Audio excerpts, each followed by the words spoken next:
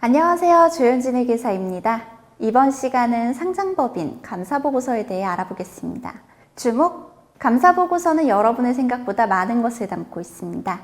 2021년 8월 금융감독원의 보도자료에 따르면 상장법인 감사보고서 적정의견 비율은 20년 회계연도로 97%입니다.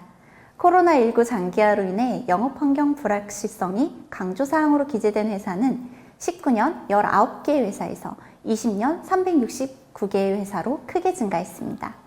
강조사항은 감사의견에는 영향이 없지만 재무제표를 이해하는 데 중요하고 정보 이용자들의 주의를 환기시킬 필요가 있다고 봐서 감사인이 감사보고서에 기재한 사항을 말합니다. 보도자료에 따르면 정기의 적정의견이나 계속기업 불확실성 기재 기업의 단기 이후 상장 폐지 또는 비적정 의견 비율은 18%로 미기재 기업의 2%보다 유의적으로 높습니다. 정리하면 감사보고서 이용자들은 첫 번째, 감사인이 기재한 강조사항에 유의할 필요가 있습니다. 두 번째, 계속기업 불확실성 관련 기재사항에 유의할 필요가 있습니다. 계속기업 불확실성이 기재된 기업은 적정 의견을 받았더라도 재무 상황이나 영업 환경 등이 개선되지 않으면 향후 상장 폐지나 비적정 의견을 받을 가능성이 높습니다. 계속기업 가정의 불확실성으로 언급되는 사례로는 유동부채가 유동자산보다 과하게 크거나 누적 결손이 과다하거나 경영활동이 중단되거나 중요한 사업이 축소되거나 상장 폐지가 예상되는 경우 등이 있습니다. 거액의 소송이 제기된 경우도 있을 것입니다. 쌍용차 주식회사의 21년 반기검토 보고서를 같이 보겠습니다. 쌍용자동차 검토보고서의 의견 거절 근거 문단에서 회사의 과다한 영업손실, 유동부채가 유동자산보다 9,325억 원을 초과하고 있다는 점을 언급했습니다. 또한 쌍용자동차는 2020년 12월 21일 회생법원에 회생 절차를 개시 신청해 회생계획안을 준비 중에 있으며 이러한 상황으로 인해 계속기업으로서의 그 존속 능력에 유의적인 의문이 생겨 중요한 불확실성을 내포하고 있습니다. 회사는 2020년 12월 이후로 거래가 정지되었습니다만 그 후로도 좋은 상황으로 보이진 않습니다. 거래 정지되기 전 2019년 감사보고서를 보겠습니다. 쌍용자동차 또한 2020년 3월 30일 감사보고서에 계속기업 관련 중요한 불확실성 문단이 있습니다. 재무제표에 대한 주석 35번의 주의를 환기시키면서 순손실 3,410억 원, 재무제표에 현재로 기업의 유동부채가 유동자산보다 4,769억 원 더 많음을 언급합니다. 이러한 사항이 계속기업으로서의 존속 능력에 유의적 의문을 제기할 만한 중요한 불확실성이 존재함을 나타내나 적정의견입니다. 금융감독원의 발표 자료에 의한 적정의견 그리고 계속기업 관련 중요한 불확실성 기업이 다음에 상장 폐지되거나 비적정이 될 가능성이 높음을 보여준 예입니다.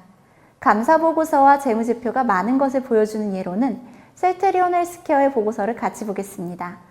이 회사가 어떤 사업을 하는지 대략적으로 확인하고 싶으면 다트에서 감사보고서 또는 검토보고서를 보면 됩니다. 주석 1번은 기업의 개요로 이 기업이 언제 설립되어 무슨 사업을 주된 영업으로 하고 있는지, 본사는 어디인지, 주요 주주 현황은 어떤지와 같은 정보를 한눈에 확인할 수 있습니다. 셀트리온 헬스케어 2021년 반기검토보고서 주석 1번을 보면 셀트리온 헬스케어는 1999년 설립돼 의약품 제조, 가공, 판매를 주된 영업으로 하며 당반기 말 현재 주요 주주 구성은 셀트리온 헬스케어 홀딩스 24%, 서정진 11%, 셀트리온 스킨큐어 1% 남짓, 자기 주식 1% 남짓 외 기타 주주로 구성되어 있습니다. 감사보고서의 주석과 페이지는 상당한 양을 차지합니다. 여기서 가장 중요한 주석을 찾으라고 한다면 저는 특수관계자 거래 주석을 선정하고 싶습니다. 투자자 입장에서 이 기업들의 특수관계자가 누군지 그리고 이 특수관계자들끼리의 거래는 얼마나 되는지를 확인할 수 있습니다. 주석 29번을 같이 보겠습니다. 셀트리온 헬스케어의 유의적인 영향력을 행사하는 기업은 셀트리온 헬스케어 홀딩스, 관계기업은 셀트리온 그룹, 홍콩 유한회사, 기타의 특수관계자들은 셀트리온 계열사들입니다. 셀트리온으로부터 재화의 매입 6,417억 원이 있습니다.